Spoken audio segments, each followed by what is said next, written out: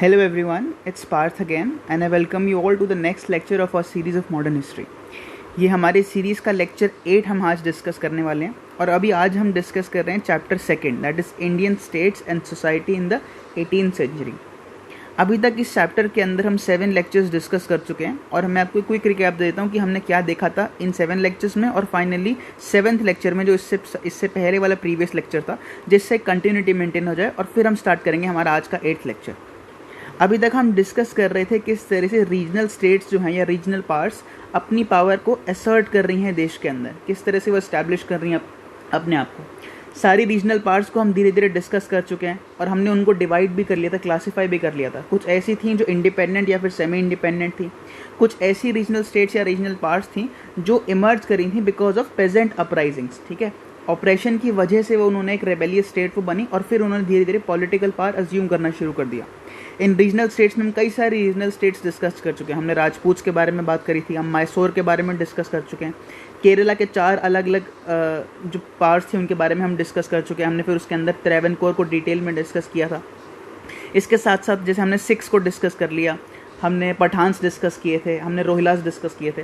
तो इन सब regional states को कंप्लीट करने के बाद हमारी लास्ट रीजनल स्टेट्स जो हम आज डिस्कस करने वाले हैं, जो हमने 7th लेक्चर में स्टार्ट करी थी, वो थी सबसे powerful regional state that is the Marathas.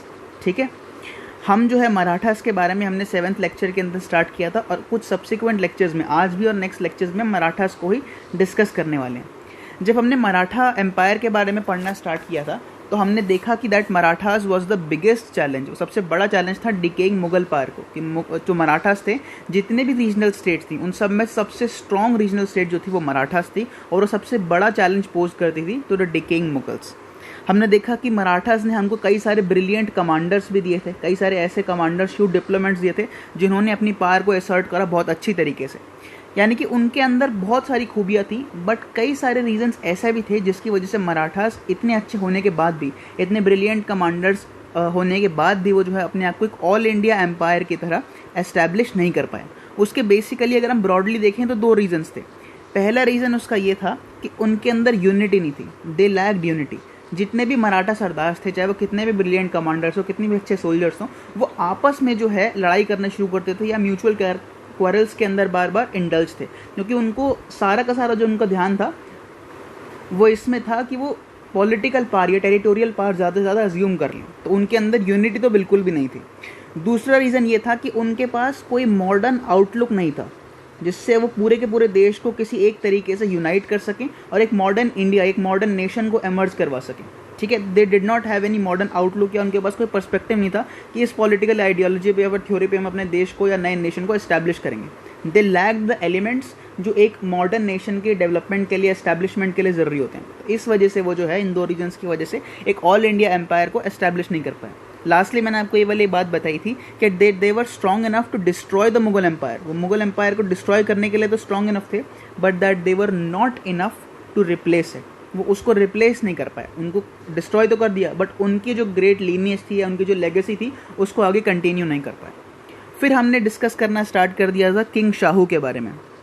Right, king Shahu को आपको पता ही है, मैंने बताया था that he was the grandson of Shivaji. He was the grandson of Shivaji. हमने देखा कि 1680 के अंदर जो है शिवाजी की डेथ हो जाती है, शिवाजी मर जाते हैं और फाइनली 1689 के अंदर, 1689 में औरंगज़ेब जो होता है वो किंग शाहू को, जिसकी हम बात कर रहे हैं, किंग शाहू जो शिवाजी के ग्रैंडसन हैं, उनके जो पोते हैं, उनको और उनकी मदर को जो है प्रिजनर बना लेते हैं. उनको दिल्ली के अंदर रखते हैं और प्रिजन के अंदर, जेल के अंदर बंद करके रख लेते हैं.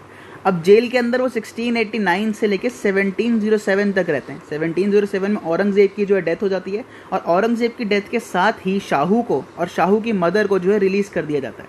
अब एक बार शाहू और शाहू की मदर को रिलीज़ कर दिया गया तो इससे क्या फ़र्क पड़ता है, इससे मराठा एम्पायर जो होता है वो सिविल वॉर के अंदर आ जाता है. यानी कि वहाँ पे हलचल मचनी शुरू हो जाती है. वो इस वजह से था क्योंकि मैंने बताया था कि मराठा सरदार अब जब जैसे ही शिवाजी की डेथ हो गई तो ये वाली बात किसको नहीं पता, किसी को भी नहीं पता कि राइटफुल मराठा एयर अब कौन होगा. यानी कि अब गद्दी पे उसका असली हकदार कौन होगा और कौन बैठेगा मराठा थ्रोन के ऊपर.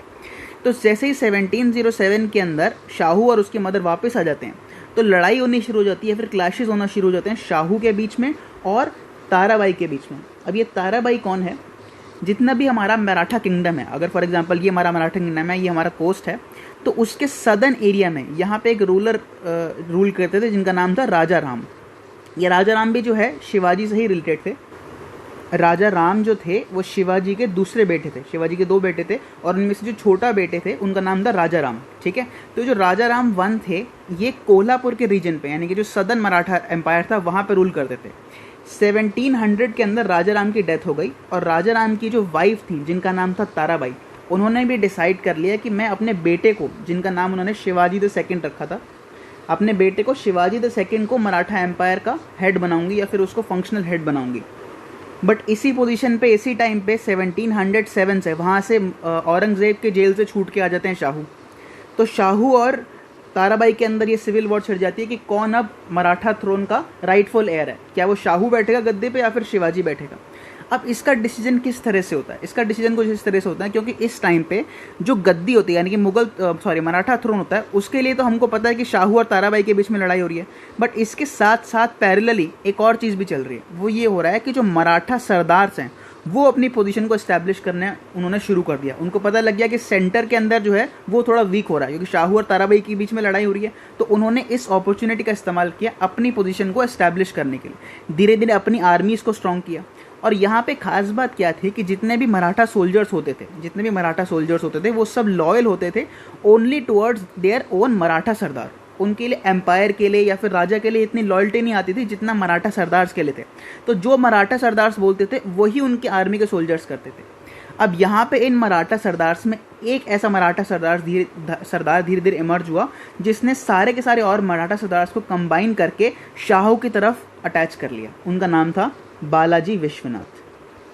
ठीक है, बालाजी विश्वनाथ। तो बालाजी विश्वनाथ जो एक बॉर्न ब्राह्मण थे, वो जो है सबसे पहले उन्होंने स्टार्ट किया था just as a normal revenue officer. एक रेवेन्यू ऑफिसर की तरह उन्होंने स्टार्ट किया था मराठा एम्पायर के अंदर, मराठा एडमिनिस्ट्रेशन के अंदर। धीरे धीरे अपनी पावर को अज्यूम करते करते वो बहुत रैंक्स के अंदर ऊपर आते गए और उन्होंने अपनी डिप्लोमेटिक स्किल्स का इस्तेमाल करके, खुद तो वो ऑलरेडी लॉयल थे ही शाहू की तरफ, वो तो मराठा जो पेशवा थे यानी कि बालाजी विश्वनाथ जो थे वो तो शाहू के साथ थे ही, बट अपने साथ साथ और भी मराठा सरदार्स को उन्होंने साइड करना शुरू कर दिया, यानी कि शाहू की तरफ लेना शुरू कर दिया। और ताराबाई के पास बहुत कम या बहुत लिमिटेड मराठा सरदार्स रह गए। तो यहाँ से हमने स्टार्ट करना शुरू कर दिया बालाजी विश्वनाथ के बारे में डिस्कस करना। ये भी हम स्टार्ट कर चुके थे लास्ट लेक्चर में और हमने थोड़ा सा उनका इंट्रोडक्शन देखा था। सबसे पहले हमने देखा था that he was a born ब्राह्मण। वो एक बॉर्न ब्राह्मण थे और उन्होंने स्टार्ट किया था as a revenue officer. Maratha empire के अंदर उन्होंने अपनी जो जर्नी थी या एडमिनिस्ट्रेशन के अंदर जितनी भी उनकी जर्नी थी वो उन्होंने एक पेटी रेवेन्यू ऑफिसर की तरह स्टार्ट करी थी और धीरे धीरे he started rising steps step by step. और वो फाइनली जो है 1713 के अंदर 1713 में शाहू जो है बालाजी विश्वनाथ को मराठा एम्पायर का पेशवा बना देते हैं। पेशवा का मतलब होता है चीफ मिनिस्टर बोल सकते हो, प्राइम मिनिस्टर बोल सकते हो, या फिर इसका एक दूसरा नाम था जिसको हम बोलते हैं मुख्य प्रधान। मुख्य प्रधान का वही मतलब हो गया, प्राइम मिनिस्टर कह सकते हो और चीफ मिनिस्टर कह सकते हो। तो 1713 के अंदर पेशवा बना दिया बालाजी विश्वनाथ को। किसने? शाहू ने बना दिया। और फाइनली उनकी पोजीशन धीरे धीरे कंसोलिडेट होना शुरू हो गई। अब बालाजी विश्वनाथ जो थे सबसे पहले तो एक सोल्जर भी बहुत अच्छे थे, एक रेवेन्यू ऑफिसर भी थे। एक सोल्जर होने के साथ साथ वो एक मिलिट्री कमांडर भी बहुत अच्छे थे। तो मिलिट्री स्किल्स होने के साथ साथ उनके पास डिप्लोमेसी स्किल्स भी थी और इसी डिप्लोमेसी स्किल्स या फिर इन डिप्लोमेटिक स्किल्स का इस्तेमाल करके उन्होंने और मराठा सरदार्स को अटैच करना शुरू कर दिया या फिर शाहू की तरफ लाना शुरू कर दिया। धीरे धीरे इससे शाहू की पावर भी कंसोलिडेट हुई और शाहू की पावर कंसोलिडेट होने के साथ साथ बालाजी विश्वनाथ की खुद की पोजीशन भी कंसोलिडेट होना या स्ट्रांग होना शुरू हो गई।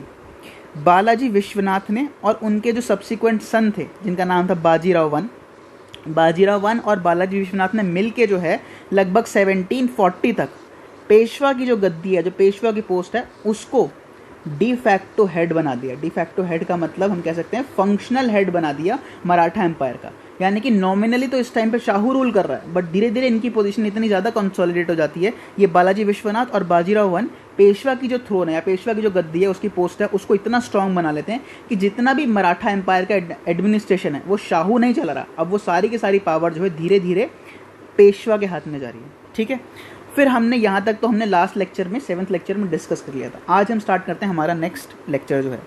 हमने यहीं पे कंटिन्यू किया था, यहीं से स्टॉप किया था, और आज हम स्टार्ट करने वाले हैं कि इनके कैसे रिलेशंस थे मुगल्स के साथ, रिलेशंस विद मुगल्स। यहाँ पे हम बात करने वाले हैं बेसिकली बालाजी विश्वनाथ के बारे में और इसी टाइम पे शाहू के बारे में भी, कि इनके इस टाइम पे मुगल्स के साथ कैसे रिलेशन थे।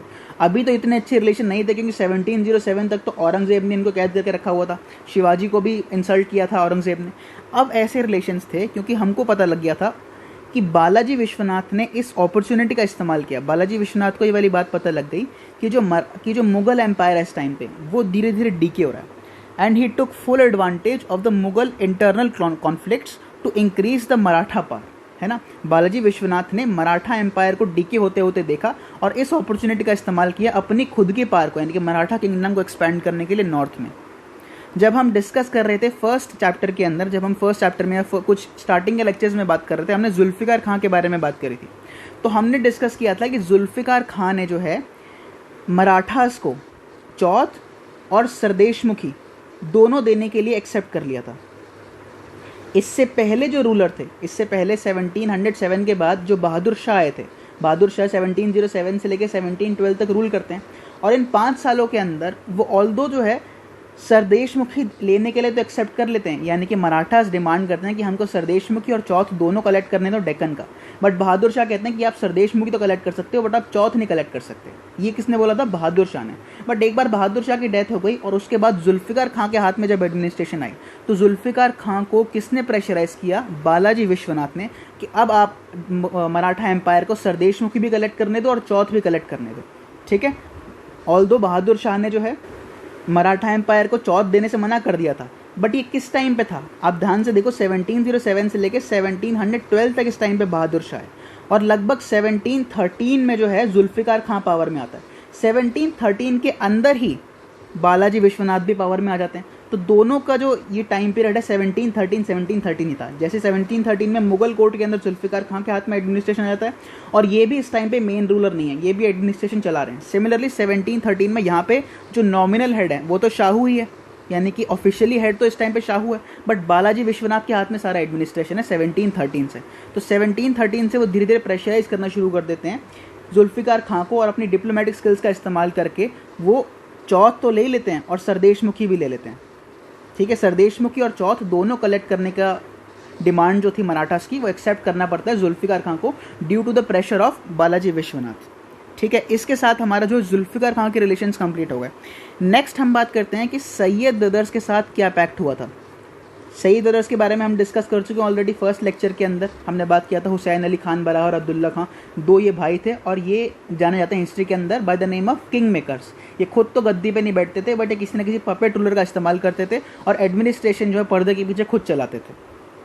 तो एक पैक्ट हुआ था इस टाइम पे बालाजी विश्वनाथ के साथ और सैयद ब्रदर्स के साथ। उस पैक्ट के हिसाब से सबसे पहला उस पैक्ट का क्या आर्ग्यूमेंट था कि शिवाजी के टाइम पे यानी कि 1680 से पहले जितना भी रीजन मराठा एम्पायर के पास कंसोलिडेटेड था, या वो जितना भी शिवाजी का एम्पायर था, वो सारा का सारा मराठास को वापस कर दिया जाए। क्योंकि एक बार जब शिवाजी की डेथ हो गई तो मराठा एम्पायर जो है धीरे धीरे कम होना शुरू हो गया, उसकी जो जोग्राफिकल टेरिटरी है वो कम होना शुरू हो गई, क्योंकि मुगल्स ने भी और उसके पास आसपास जितने भी और नेबर्स थे उन्होंने इस पोजीशन का इस्तेमाल किया और मराठास को धीरे धीरे दबाना शुरू कर दिया, प्रेशराइज करना शुरू कर दिया।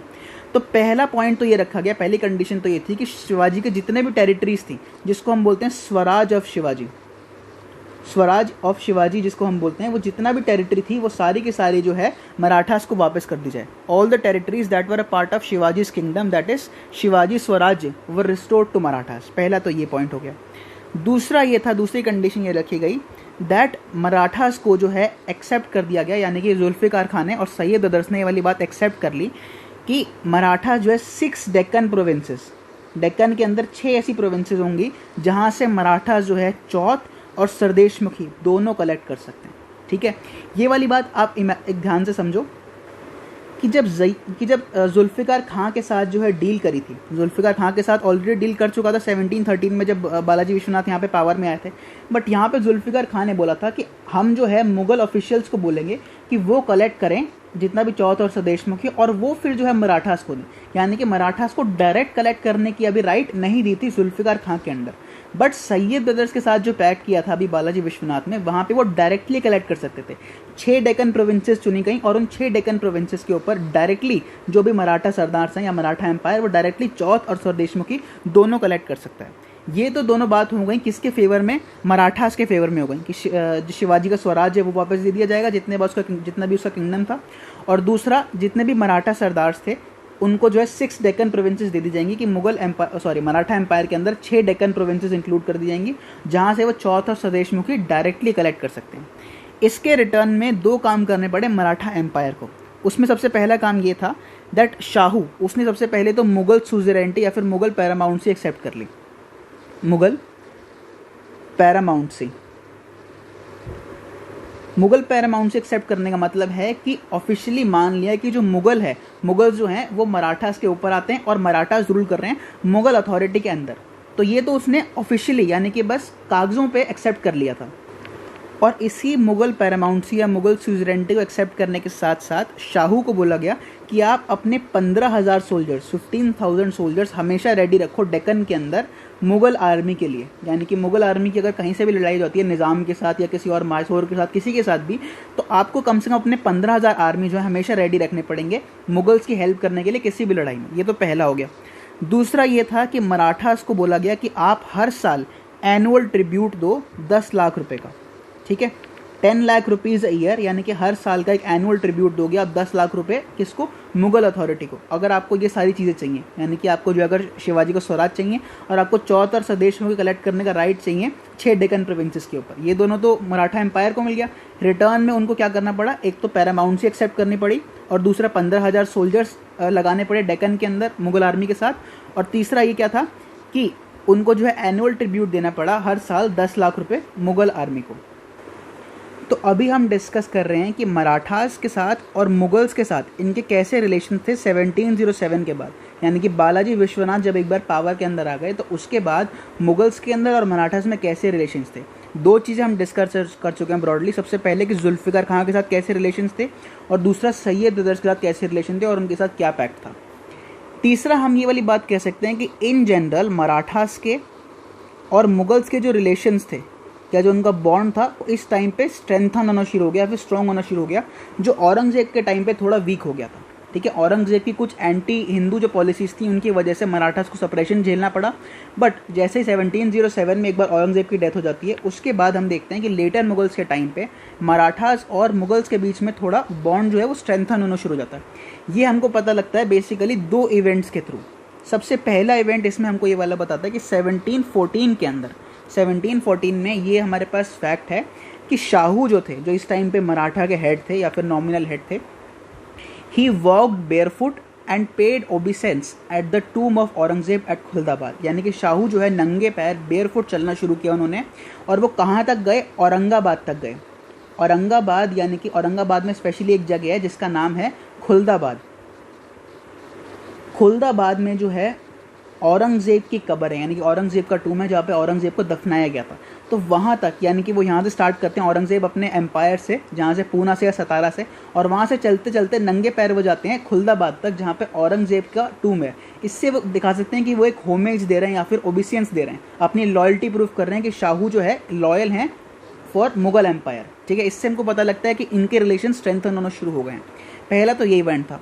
दूसरा इवेंट ये था कि 1719 में हम ये ऑलरेडी डिस्कस कर चुके हैं जब हम बात कर रहे थे सैयद ब्रदर्स और फारूक सियार के बारे में। सैयद ब्रदर्स ने क्या किया था, जब फारूक सियार सैयद ब्रदर्स को काम नहीं करने दे रहा था तो सैयद ब्रदर्स ने, हुसैन अली खान बराहा ने और अब्दुल्ला खान ने मिलके फारूक सियार को, यानी कि मुगल एम्पायर को असैसिनेट कर दिया था, उसको मार दिया था। और यहाँ पे जब वो असैसिनेट कर रहे थे तो यहाँ पे वो किसी ना किसी की तो हेल्प चाहिए थी, और यहाँ पे बालाजी विश्वनाथ ने हेल्प करी थी, किसकी, सैयद ब्रदर्स की हेल्प करी थी to assassinate and overthrow Farrukh सियार।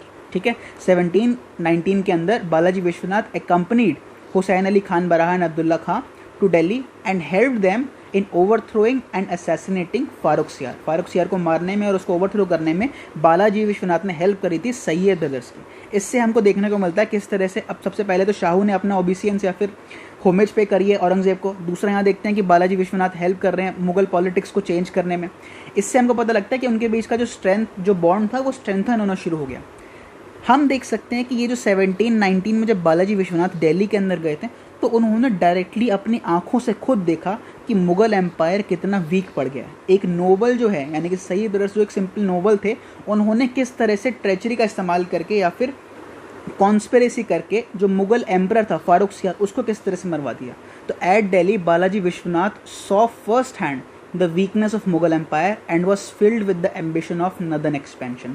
और यहाँ से उनको पता लगा कि कितना मुग़ल एम्पायर कितना ज़्यादा खोखला हो चुका है और कितना वीक हो रहा है। और यहाँ से उनको ये आइडिया लगा कि अब हम जो है मराठा एम्पायर जो है बस महाराष्ट्र के अंदर ही रिस्ट्रिक्ट नहीं करेंगे, हम अपना नदर्न एक्सपेंशन शुरू कर देंगे, क्योंकि मुगल्स इस टाइम पे इतने स्ट्रॉन्ग अब रह नहीं चुके कि हमको वो होल्ड कर सकें।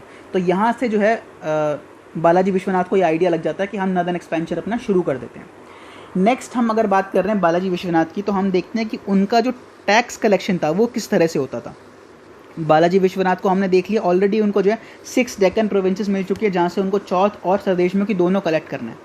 तो सरदेशमुखी और चौथ के एफिशिएंट कलेक्शन के लिए बालाजी विश्वनाथ ने क्या किया, he assigned separate areas to Maratha sardars.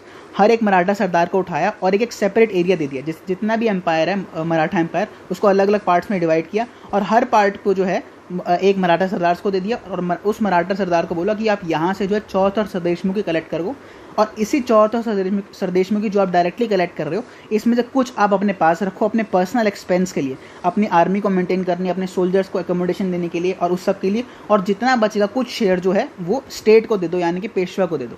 ये तो उसका सिस्टम था टैक्स कलेक्शन का।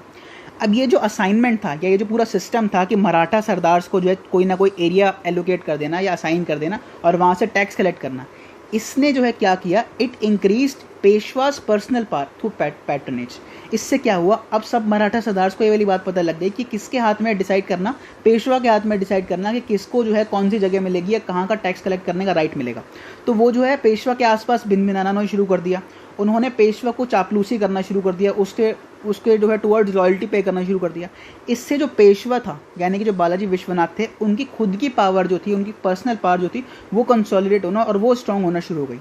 Many ambitious sardars flocked around him, उनके आसपास घूमते थे, उनकी चापलूसी करते थे। इससे पेशवा की पावर स्ट्रांग होने शुरू हो गई।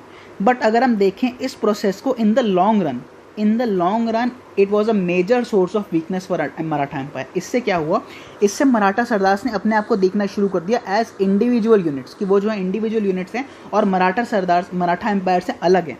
इस वजह से हम देखते हैं कि धीरे धीरे जो है वो आपस में डिसयूनाइट होना शुरू कर देते हैं। उनके बीच में जो यूनिटी है वो धीरे धीरे खत्म होना क्यों शुरू कर जाती है, बिकॉज ऑफ देयर सेल्फिशनेस, कि उनको पेशवा ने क्या बोला कि आपको मैं एक इतना जगह दे दूंगा, अब इतना एम्पायर की जगह दे दी जाएगी, इतना रीजन दे दिया जाएगा जहाँ से वो कलेक्ट कर सकते हैं टैक्स या फिर रेवेन्यू। तो इसकी वजह से उनके दिमाग में एक ऐसी इमेज प्रेजेंट होना शुरू हो गई कि हम मराठा एम्पायर से अलग हैं और हम अपनी खुद की पावर को कंसोलिडेट करने के लिए और मराठा सरदार्स के और पेशवा के खिलाफ भी जा सकते हैं। ठीक है, ऑलरेडी जो वतन का सिस्टम था, या फिर जिस तरह से हम कह सकते हैं मराठा मुगल एम्पायर की अगर हम बात करें तो वहाँ पे जागीरदारी सिस्टम था। तो यही जागीरदारी सिस्टम अगर हम मराठास में देखें, इसको हम सरंजामी या फिर वतन सिस्टम कहते हैं। क्या कहते हैं, सरंजामी सिस्टम कहते हैं। ऑलरेडी ये सरंजामी सिस्टम तो एग्जिस्ट कर रहा था, जिसने ऑलरेडी जो है नोबल्स को, रेवेन्यू ऑफिशियल्स को डिवाइड कर रखा था। बट मराठा सरदार्स को और स्ट्रॉन्ग बना दिया या और ऑटोनॉमस बना दिया और जेलस बना दिया ऑफ द सेंट्रल पार्ट। किसने, इस टैक्स कलेक्शन के असाइनमेंट ने। यानी कि जो पेशवा ने क्या सोचा था कि मैं टैक्स कलेक्ट करूंगा, कैसे, मराठा सरदार्स के थ्रू। मराठा सरदार्स को ये वाली पावर दे दूंगा कि आप जो है एक इस पर्टिकुलर एरिया का टैक्स कलेक्ट करो, अपने पास रखो और जितना बचेगा इतना शेयर आप स्टेट को दो। इसकी वजह से क्या हुआ, मराठा सरदार्स ने स्ट्रॉन्ग फील करना शुरू कर दिया, वो धीरे धीरे ऑटोनॉमस होना शुरू हो गए and they started to feel jealous of the central power. अब जब मराठा सरदार्स अपने आप को स्ट्रॉन्ग और ऑटोनॉमस फील करना उन्होंने शुरू कर दिया, तो इस सब का रिजल्ट ये था कि मराठा सरदार्स का जो एटीट्यूड था टुवर्ड्स द मराठा एम्पायर, वो चेंज होना शुरू हो गया। They started to establish control in distant lands as autonomous चीज। फॉर एग्जाम्पल, अगर ये हमारा मराठा एम्पायर है तो यहाँ पे कोई मराठा सरदार है जिसने अपनी आर्मी को यहाँ पे पोस्ट कर रखा है और धीरे धीरे इस एरिया के आसपास वो जो है धीरे धीरे कंसोलिडेट कर रहा है। तो अगर उसने इतने एम्पायर को या इतने जगह को अपना एम्पायर बना दिया, तो ये जितने भी उसकी जो विन है या जो टेरिटरी उसने जीती है, ये मराठा एम्पायर के लिए नहीं जीती, ये अपने खुद के एज एन ऑटोनॉमस चीफ जीती है। समझ आ गया कि अब जो भी वो कंट्रोल एस्टैब्लिश कर रहा है डिस्टेंट लैंड्स में, यानी कि जो कंट्रोल वो एस्टैब्लिश कर रहा है इस मराठा एम्पायर के ज्योग्राफिकल टेरिटरी के बाहर, वो सारा का सारा एम्पायर वो अपने खुद के लिए कर रहा है और पेशवा के लिए या फिर राजा के लिए नहीं कर रहा है। पहला तो ये पॉइंट। दूसरा हम ये देखते हैं that the Maratha conquest outside the original kingdom made by sardars private आर्मीज and not Peshwa central army. यही वाली बात कि इसके बाहर यानी कि एम्पायर के बाद जो भी आगे लड़ाई लड़ी जा रही है, फॉर एग्जांपल कोई लड़ाई अगर यहाँ पे लड़ी जा रही है या फिर यहाँ पे गुजरात के अंदर या दिल्ली के अंदर, वो सारी की सारी लड़ाई जो भी मराठा सरदार अपनी खुद की प्राइवेट आर्मी से लड़ रहा है। मैंने आपको स्टार्टिंग में बताया था कि मराठा सरदार की खासियत ये थी कि उनके पीछे जितने भी और लोग थे या जितने भी सोल्जर्स थे, they were loyal just to the Maratha sardar alone. उनको बिल्कुल भी मराठा एम्पायर से लॉयल्टी इतनी नहीं थी जितने मराठा सरदार से थी। तो कोई मराठा सरदार ने अगर अपना कंटिजेंट यहाँ पे लगाया, अगर 10,000 सोल्जर्स का कंटिजेंट यहाँ लगाया और धीरे धीरे इस यहाँ पे अपने आप को स्टैब्लिश करना शुरू कर दिया, तो यहाँ पे जो भी उसकी कॉन्क्वेस्ट है या जो भी टेरिटरी वो जीत रहा है, जो भी वॉर्स वो जीत रहा है, वो सब एम्पायर के लिए नहीं जीत रहा, अपने खुद के लिए जीत रहा है। हम कह सकते हैं कि that during conquest the Maratha sardars clashed with one another. अब फॉर एग्जांपल हमने कई सारे ऐसे एम्पायर्स देखे हैं, जैसे अगर हम बात करें यहाँ पे इस टाइम पे ये बड़ौदा है, बड़ौदा के अंदर यहाँ पे जो मराठा फैमिली थी वो गायकवाड़ थे। सिमिलरली यहाँ पे हम कह सकते हैं होलकर थे इंदौर के अंदर। और इन मराठा सरदार्स ने आपस में लड़ना शुरू कर दिया। फॉर एग्जांपल जैसे मैंने आपको बताया कि अलग अलग मराठा फैमिलीज जो थी, अलग अलग मराठा एम्पायर जो थे, वो इस ओरिजिनल मराठा एम्पायर के बाहर अपने आप को कंसोलिडेट कर रहे थे। अगर किसी ने अपने आप को यहाँ पे एस्टैब्लिश कर रखा है और किसी मराठा सरदार दूसरे ने अपने आप को यहाँ एस्टैब्लिश कर रखा है, तो ये आपस में क्लैश करना शुरू कर देते थे पावर के लिए। और अगर ऐसा होता था इन केस जो सेंट्रल अथॉरिटी थी यानी कि जो पेशवा था, वो बहुत ज़्यादा स्ट्रिक्टली एक्ट करना शुरू कर देता था इन मराठा सरदार्स के खिलाफ, right. If the central authority that is Peshwa he started to become too strict, then these Maratha sardars even joined hands with the enemies. यानी कि ये जो मराठा सरदार्स थे, इन्होंने जो एनिमीज़ के साथ, ये दुश्मनों के साथ हाथ मिलाने में बिल्कुल ये हिचकिचाते नहीं थे। और वो कौन हो सकते थे? ये कभी कभी जो है निज़ाम के साथ हाथ मिला लेते थे, मुगल्स के साथ, या फिर even the British east India company के साथ भी। ये सब भी हम फ्यूचर में आगे नेक्स्ट चैप्टर्स में डिस्कस करेंगे, किस तरह से मराठा सरदार जो है ब्रिटिश ईस्ट इंडिया कंपनी का इस्तेमाल करते हैं दूसरे मराठा सरदार्स को हराने के लिए या अपनी पावर को कंसोलिडेट करने के लिए।